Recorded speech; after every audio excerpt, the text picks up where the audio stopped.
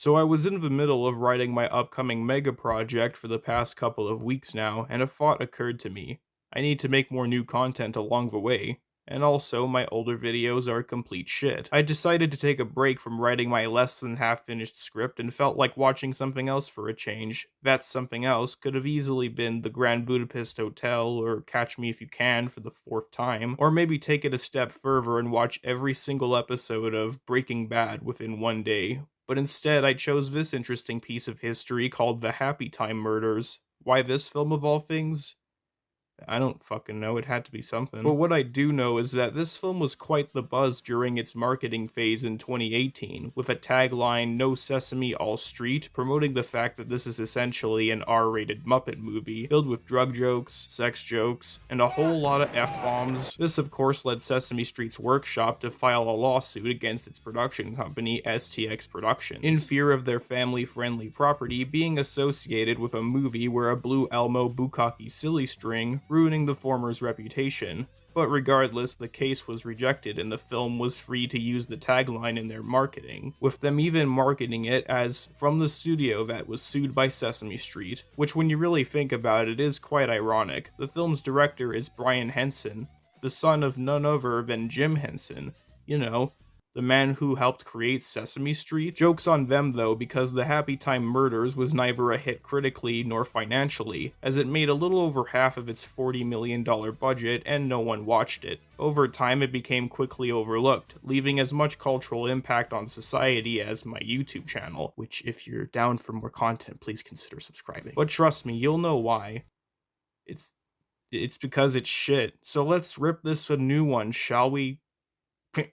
Get it because it's a puppet. So we start off with a literal minute and a half of logos until our actual first shot is of the city of Los Angeles, a place where humans and puppets coexist, with the latter being treated as second-class citizens, similar to Who Framed Roger Rabbit, but with puppets instead of cartoons. I'll be upfront and say that this is a surprisingly cool premise. The allegory could have been used as a way to express how unfortunate the situation is for puppets in particular, highlighting the themes of racism in a way that paints a negative light on the fact that they're seen as insignificant to society. But it immediately loses me with this. Who am I?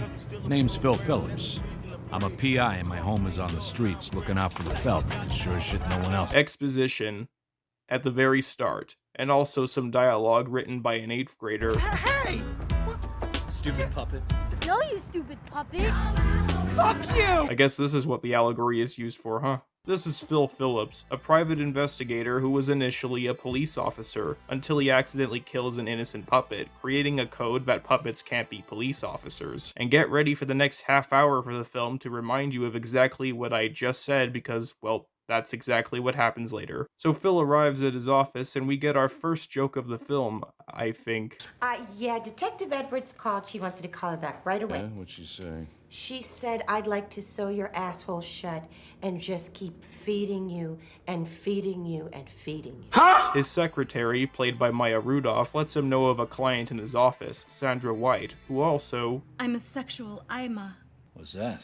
It means if I'ma get next to it, I'ma gonna fuck it. Yeah, that. But on the plus side, she also has our first clue of the film, a ransom note made from magazine cutouts. Phil recognizes one of them and drives to a nearby porn shop for puppets, because A, plot, and B, comedy. After some padding, he finds the exact issue the cutout letter came from and asks for a file record of who purchased it. Then he bumps into a familiar face. Crazy son.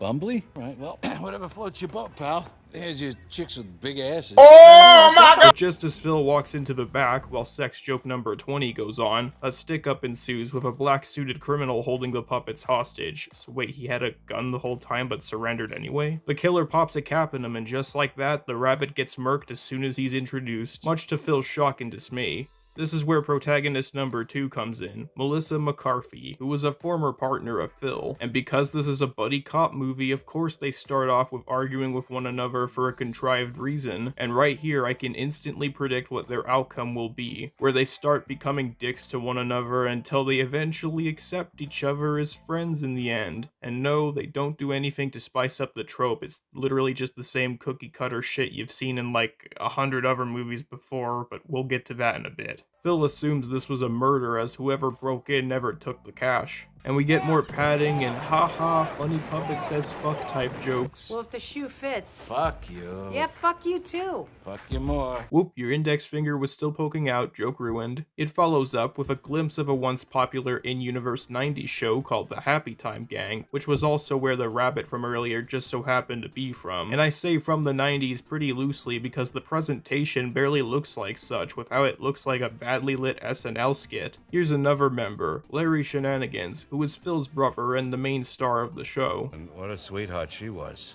Damn, hey, Phil, Jesus! Don't upset the fans! The Happytime Gang was groundbreaking, okay? It was the first network show starring puppets that was accepted by everyone. There's another talking scene and that's about it. He meets up with McCarthy Edwards and they yet again argue about him being an incompetent cop, I guess. Back in his office, Phil looks into newspapers of some already established exposition while sipping his whiskey, just like a stereotypical noir detective would do. Meanwhile, Larry becomes another murder victim, as the same killer from before unleashes some dogs to rip his ass to shreds. Also, take a look at this. There was a bad dog. What the hell was that? Phil arrives at the crime scene the next morning, discovering the death of his brother, and we get a quirky remark from McCarthy about this, which triggers Phil to beat the shit out of her.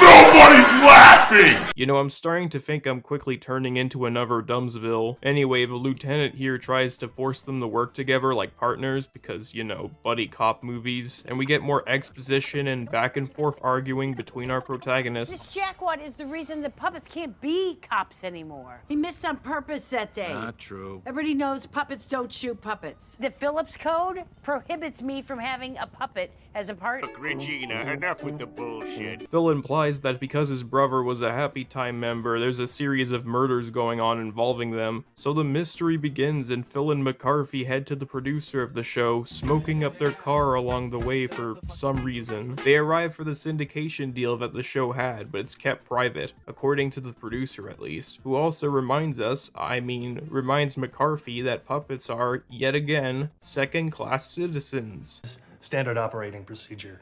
Puppets are dumb.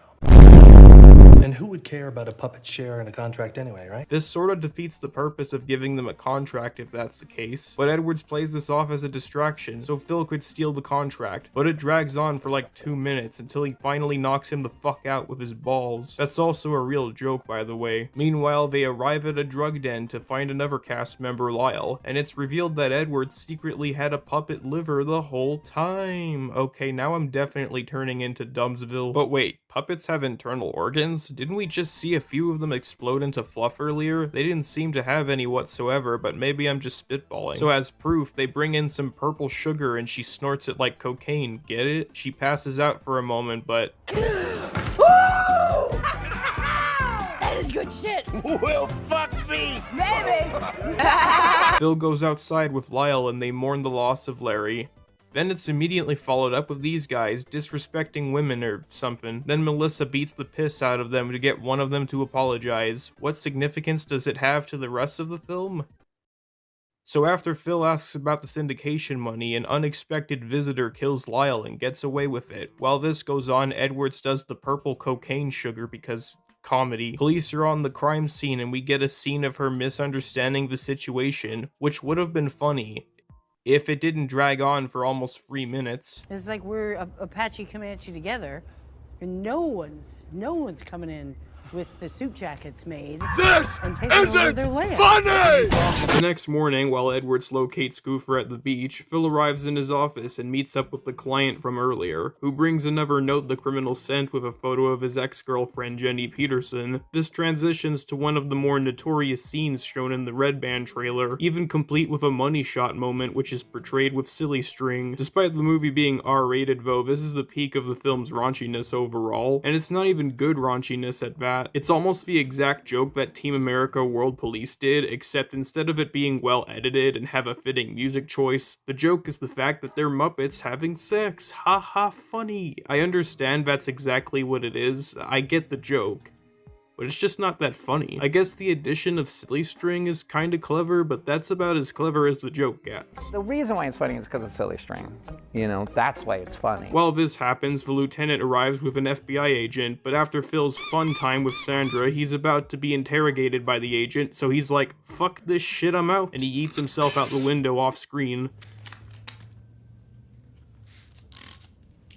Okay, you know what, that was actually kind of funny. Meanwhile, Edwards asks some people where Goofy Goober is and gets the answer from a warthog and a horny crab that he's located in yet another drug den, just like the last member, elsewhere. Feds had me in the slam and there's no way I could find the real killer. You do realize show don't tell is a thing, right? As he's on the run from the police, Phil tries to warn his ex-girlfriend about the ongoing murders. But before we get to that, we have more comedy. We are not in the briar patch anymore, boys! At the den, which is actually called a sugar den because haha cocaine, we get more drug and sex jokes until Edwards finds Goofy Goofer snorting sugar from a licorice. She asks him about The Happytime murders. and he responds with For 50 cents, I'll suck your... more filler. No. Unless you're talking about... Though he does mention a relatively important clue about a married couple, but then he passes out. Elsewhere, Jenny's about to leave for a motel, but right after she and Phil say their goodbyes, her car abruptly explodes. Now the cops spot him, he's framed for the murders, causing him to lay low at Edward's house, which of course is explained through narration. He cleans up the place, and this is where we finally get the backstory of why Phil was no longer a cop. Unfortunately, the scene has no emotional impact as a result of it being almost constantly brought up beforehand, though I'll admit that this low-key made me laugh. I might just be twisted, but how he waves his hands at the moment he gets shot is kind of unintentionally comical, to be honest. I don't know, it might just be me. It's also further shown how Edwards had liver surgery in a puppet hospital, which I guess had puppet organs after all, even though the closest thing to their parts could just be arms, legs, and stuffing. Maybe even a decapitated head, but I digress, as it was all a dream. Kinda. Edwards wakes him up and then receives a call from the authorities regarding Goofer. As you can already tell, he's now the fifth, count 'em, fifth Happytime member to get murdered. This time he's quite literally washed up on shore, and yeah, okay, you know what, this gag was funny too. The FBI agent I refuse to remember the name of assumes Phil was responsible for all the killings thus far. This results in Edwards trying to hide him in a cooler. Now the last few victims are, wait for it, the creepy cousins, who would have guessed? There's an emotional moment between the two leads, even though there was a significant lack of chemistry, and it's followed up by a comedic scene of them trying to turn off the radio. She shoots the fuck out of it and they laugh it off like normal. Then they somehow manage to find the cousins at a home in the middle of nowhere, and the partners are finally becoming partners, something I didn't predict at all. They break into the home only for Edwards to find the unholy offspring. Where is your mommy and daddy?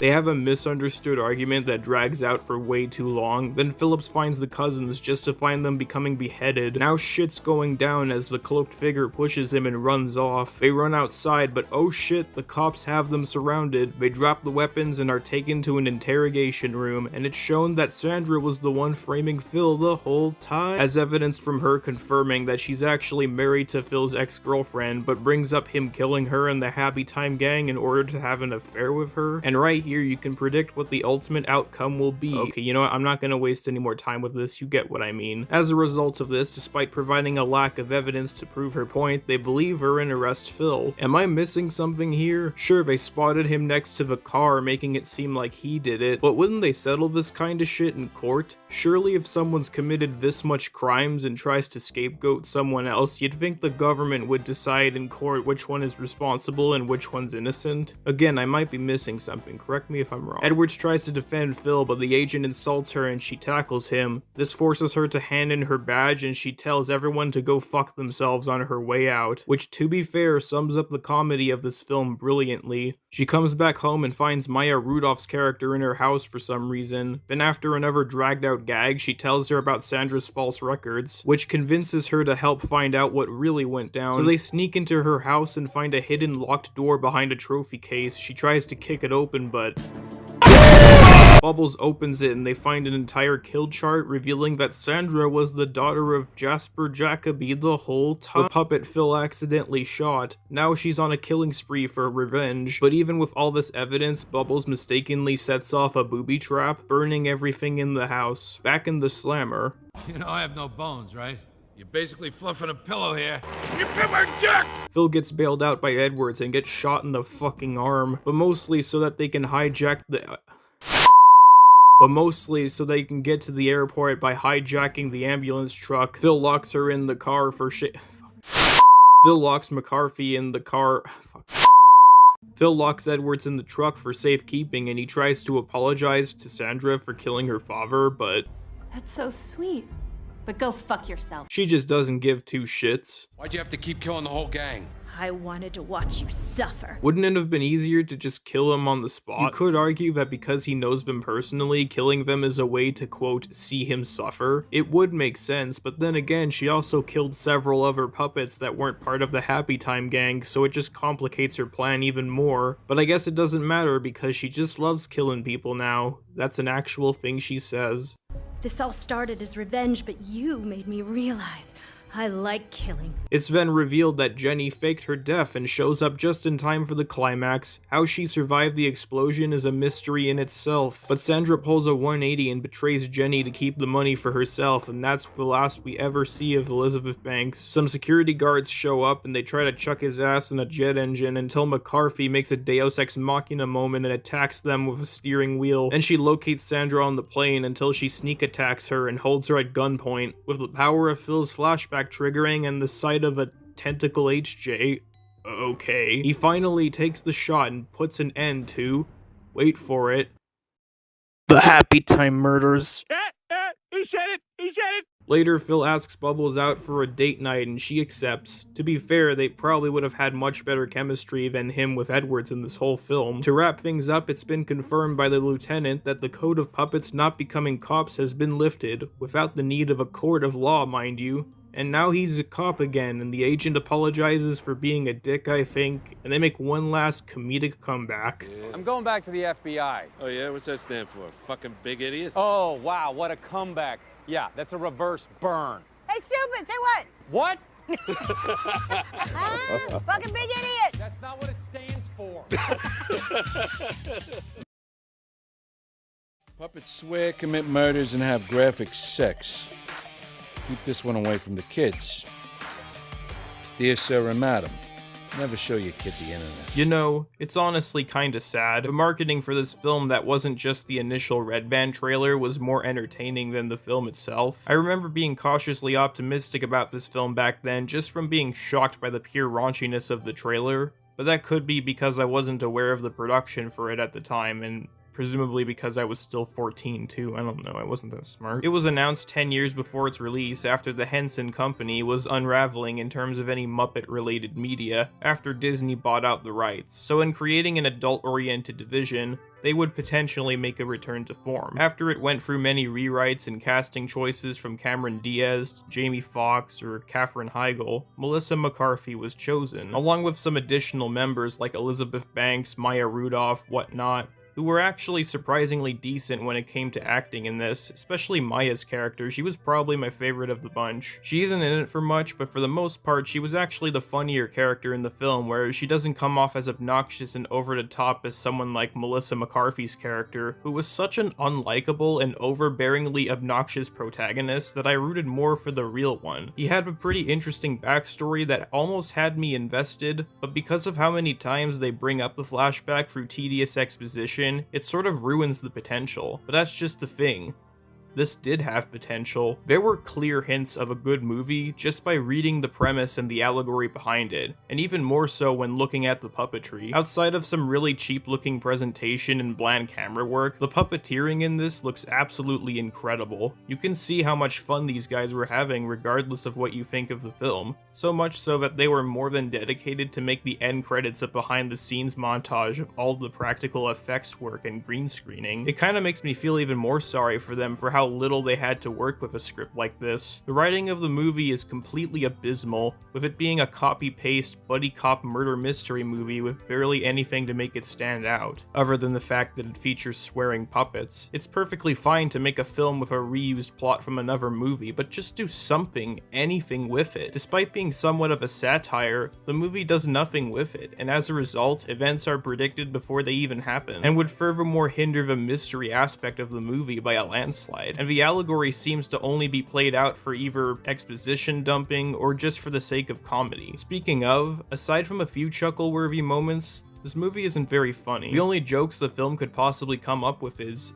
well, you guessed it, the mentality of, haha, that Muppet does drugs, that Muppet says fuck, that Muppet can fuck. It gets extremely repetitive and leads to jokes being dragged out for minutes on end. It's okay if you personally find these kind of jokes funny, but I'm sorry, the humor is just horrendous. Like I said, the film clearly had the right pieces to make a solid take on the detective formula. I mean, it's from the director of The Muppet Christmas Carol, one of the most charming and heartfelt holiday films of all time in my opinion, and even that film had darker themes that wasn't just mindless violence in spite of it being family friendly. Then again, I'll put the blame on the producers, since it's yet another movie produced by the lead actress and her husband Ben Falcone, and we all know how great of a team they are at making movies, right? Bottom line, I have nothing else to add to this conclusion anymore, so I guess I'll say the movie's really bad, but not the worst thing ever, I guess, and that's about it. 2 out of 10, goodbye now.